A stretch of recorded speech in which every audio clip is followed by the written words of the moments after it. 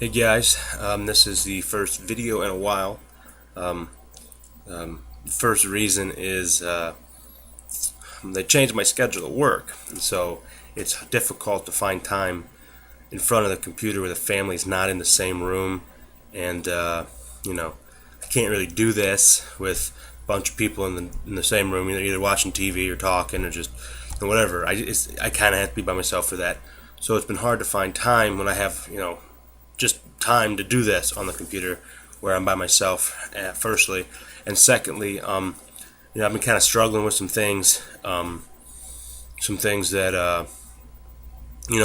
I wanted to make sure in the beginning that the Lord was leading this blog. I didn't want to post anything or do anything just for the sake of doing it. I know I wanted to do it weekly, and I still would like to, but I want to make sure that it's under the guidance, that like the Lord is giving me things to say. I don't want to feel like I'm just robotically going through the motions just to get it out there. And I've been kind of struggling with this last one, so I just ask that you continue to pray for me as I'm praying for you guys, and we'll just get through this together. This whole Christian thing, right? This whole lifelong ordeal. Well, this is, we've been talking about being stranded. We've been talking about having our spiritual fires fully ablaze, and we're to the last one. Yay, the last one. We can move on after this, right? This is the E, and it stands for excited example. The main reason why I've struggled with this one is my personality. I'm not really that excitable of a person. I don't watch sports, but if I did watch sports, if my team won, I'm not going to be hooting, hollering, shouting, jumping up and down, having a good time. I'm going to be sitting in my chair. Like, I might smile, I might do a little clap thing or something, but I'm not. I'm an inside guy. I'm not an outside guy. And so right off the bat, as an excited example, when you think of being excited, you think of somebody who is like overtly, on the outside, just like radiating with excitement. And, right off the bat, that's not me. And so I've been struggling with this a little bit. But the whole point of it is, we need to be excited examples. There's a lot of things going on in life, that we don't know about within fellow Christians. And even if we do know the situation, we don't really know what they're going through in their thoughts or in their private times. And so it's really important that as a body we come together to encourage each other and to lift each other up in prayer, and just be there to listen to them, and give an encouraging word or cheer them up or whatever. The premise, the point of this is in Proverbs 27:17. It says, "As iron sharpens iron, one person sharpens another." It's really important that we do encourage each other so we can be sharp. It's just like tools. You're not going to take a knife to do a tool if the knife's dull. You're going to sharpen it first. And as Christians, we don't want to go into this life dull. We don't want to go into whatever work the Lord has for us, without having our edges sharpened. And one of the key ingredients to that, I think, is fellowship. We have to come together. We have to rub elbows with each other. Just if you took two pieces of iron and you put them on separate sides of a room, they can be in the same place for 12 hours long. Take them back out of there, they're still going to be dull. But it's not until you bring those two pieces of iron together and you get them interacting, and they hit each other and they sharpen each other up, that when they leave, that they're actually sharpened enough to do the task they were created for. And it's the same with us. When we come together, we have to be able to encourage each other. We have to interact with each other. We just can't sit in a pew for 2 or 3 hours on a Sunday or a Wednesday, and then walk out of there and expect that we're going to be sharpened up. We have to interact. We have to be together. We have to live life how Christians are supposed to. And I think a lot of times we forget the fellowship part. We get busy. We see our coworkers every day. so it's easier. We kind of have more in common, more things to talk about. We have work to talk about. That's something we were pretty big on in our society, and so a lot of times we fellowship with other people more than we do our church friends, and I think that's the main problem is we start to get dull. But this isn't about fellowship. This is about encouraging. I was thinking of this pastor. He came to our church. He was preaching a year or two ago, or a couple years ago, and in his message, he had used the term that he had referred to himself as a cheerleader for Christ. And my first thought when he said that was, okay, well, a cheerleader encourages, motivates, helps spur you on, they help you persevere. And right off the bat, my first thought is, why would Jesus Christ need you to be a cheerleader for him? I mean, you're not really going to help spur him on. He's Jesus, right? And by the end of the message, I got what he meant, but how I would have worded it is, he a cheerleader for the body of Christ. Because you have to encourage each other in order to help them, continue their walks with Christ. A lot of times it's easy when doubt comes and worry comes. It's really easy to want to give up, or really easy to just out of fear to just stop or to run the other way, or whatever life brings at you. It's really, really easy to give up. And so that's why you need to have your brother or your sister there to say, look, right over that hill's victory. I've been there before. Right over that hill's victory, and not only do I encourage you to keep walking, but here I'll walk with you. And I don't think we do that enough as a society. We definitely could do that a lot more in the church. It's the whole point of being an excited example. It's not always about being excited.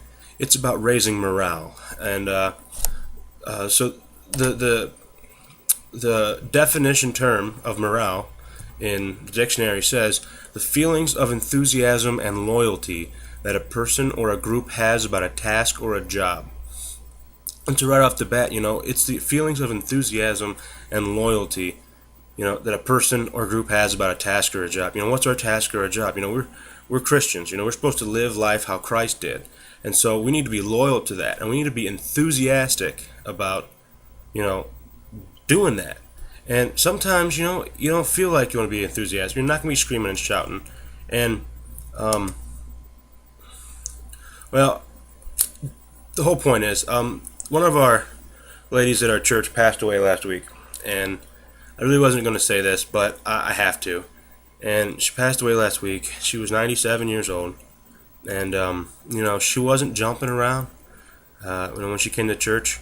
She wasn't jumping around. She wasn't screaming, hooting, and hollering. She really wasn't that excited. She was just an older lady, and she sat there and she smiled. But I remember growing up with her, and she was 97 the whole time I knew her, but she was still an older lady. And first person in line when work needed to be done was Doris, and that was her name. And she was there, and even the things that she could not do, she tried to get involved with. And the things that she shouldn't have been doing, I used to have to tell her not to go upstairs all the time. But she, you're not supposed to walk up the stairs, and she'd go, okay, well, why don't you come with me then? And so, I am walking up the stairs behind her, making sure she doesn't fall herself. The point is, she wasn't hooting, hollering, and screaming. She wasn't making us do the work. She was there, and she always had a smile on her face. And she was just doing what God wanted her to do. Happily. She was glad to do the work, even when she couldn't do it anymore. And for me, that's what it means to be an excited example. It's not about having a good speech, or not about encouraging somebody, to do something. It's about being consistent and showing up and saying, look, I can't do this by myself. I need your help, and motivating other people to want to do what God wants us to do anyways. One of the hardest things we have in the church, not just our church, but as a whole, is getting volunteers for things. Sunday school and like nursing home ministries and stuff like that. And the main problem, I think, is a lot of people, they don't know how to do it. And so how I got involved with things, I started off in our food pantry, and I didn't know what I was doing. I'm bagging up groceries, and I just remember all the people that worked there was like, here, I know you're going to get in the way for a little bit, but once I show you what we're doing, you'll be able to do it by yourself. Come over here and do it with me until you learn what you're doing. And I think that's, they happily did the work alongside me, which encouraged me to do the work. Because if I did not know what I was doing, I knew that they did, and so if I messed up, they'd fix it until I was capable of doing it by myself. And it just encouraged me to continue and try and want to do it. Any fear I had, they were there with me. And so I think, one of the main issues with discipleship in general is that we're not worried about raising morale enough amongst our body. We have a lot of work that needs done, and so we need people to fill the spots to do the work. But there's two key ingredients with discipleship. The student needs to be willing to listen and learn from the teacher, but the teacher also needs to be willing to put the time in to spend with them and to walk with them through it. And they need to be, not grumbling while they do it. Not everything's a one-on-one thing. Some things are group mentality. But the whole point is we need to not grumble while we do things. There's a lot of work to do. There's a lot of things that need to be done in the church that sometimes in my flesh I don't feel like doing. I don't feel like getting there early and opening up the building sometimes. I would like to sleep in. I don't feel like in my flesh doing the things that I know need done all the time. But I do it for two reasons. One, because it needs done, and I want to bless and honor the people that go to my building so they don't have to do it. And I want to do it because I love God, and I want to make, I want to advance the kingdom. And if it means losing 15 minutes of sleep to go there early or to stay there late or whatever the case is, to get things done right, I'll do it. And one of the main things is doing it without grumbling. I know a lot of people in the work setting that they're hard workers. They're really hard workers, but they grumble all the time. And it's like, I don't want to work with you. It's like, I know you're a hard worker, but you complain all the time.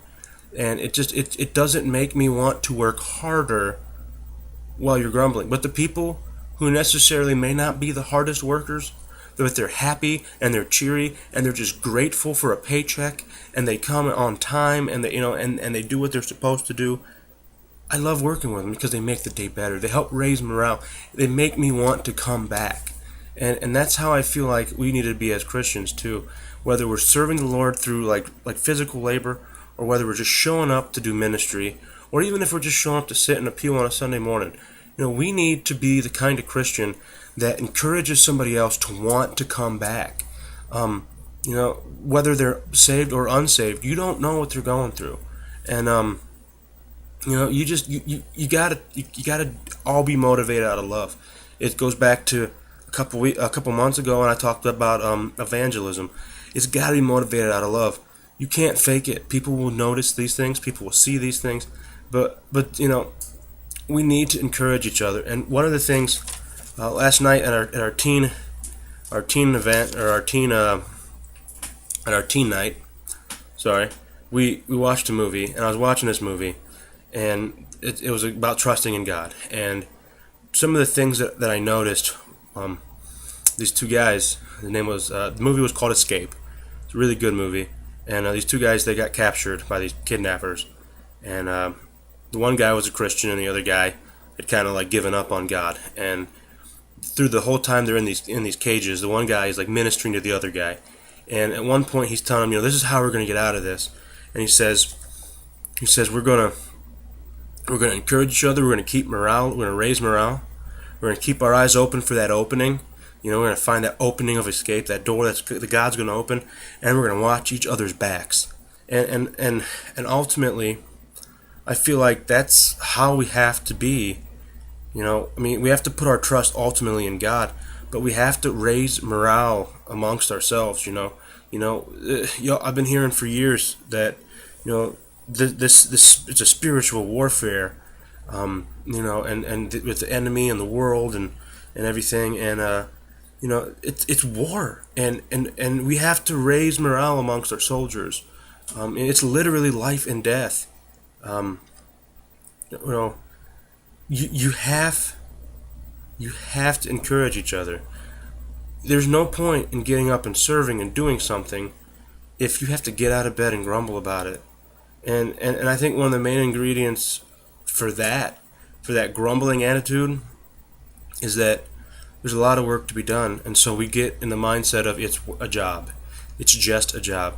And we don't understand that, well, we do understand, but maybe sometimes we forget why we do the job. I know I've been in that situation before where I've been so busy with something that in the beginning I knew that the Lord wanted me to do it and the Lord was in it, and I wanted to do it for Him. And then, a year or two later, you get bogged down with stuff and it just becomes one more chore. And, you don't forget. You can't forget. You have to have another brother or sister come up and remind you why they do it.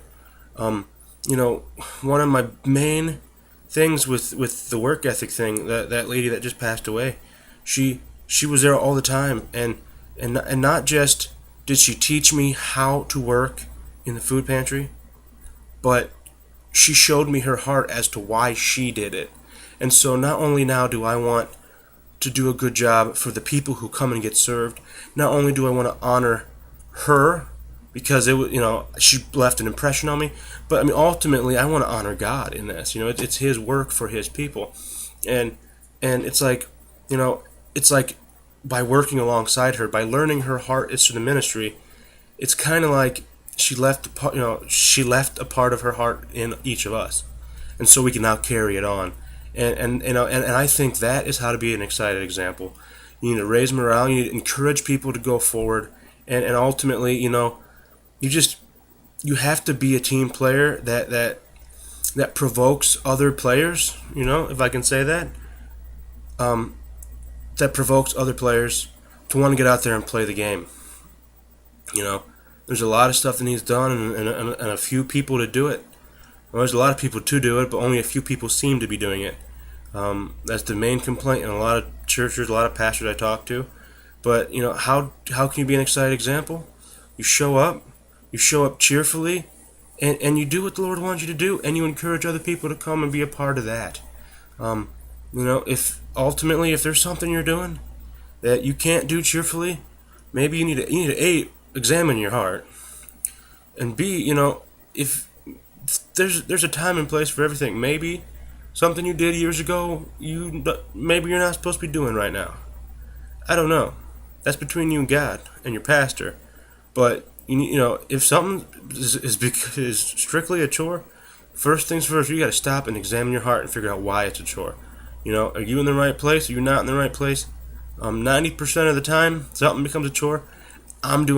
In my life, I'm doing something I shouldn't be, or I'm thinking something I shouldn't be thinking. And so once I get my focus back in check, then I realize and remember why I do why I serve where I serve, and it no longer becomes a chore, but it becomes a blessing to be a part of it.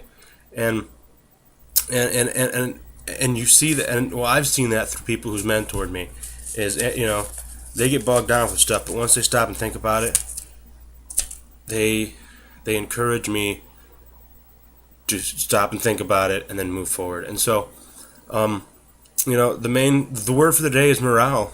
We need to raise it. We need to sharpen each other's iron. We need to encourage each other to keep moving forward. That's the only way that our fire will stay ablaze. It's the only way that we're going to be unstranded from this island. And I'm really curious and interested to see what the Lord's going to do the next blog. I'm still praying for you. I just encourage you, again, ABLAZE is abiding in Christ, believing His Word, being a living apostle, an active witness, a zealous worshiper, and an excited example. I just encourage you to go back and read the last couple blogs. This one I know is kind of rushed. There's a lot of stuff to say, and I'm trying to keep it to the point. Any questions, you can message me, comment me, whatever, for my notes or whatever. But I'm still praying for you guys. You guys continue to pray for me, and I will talk to you next time. So have a nice night, and God bless.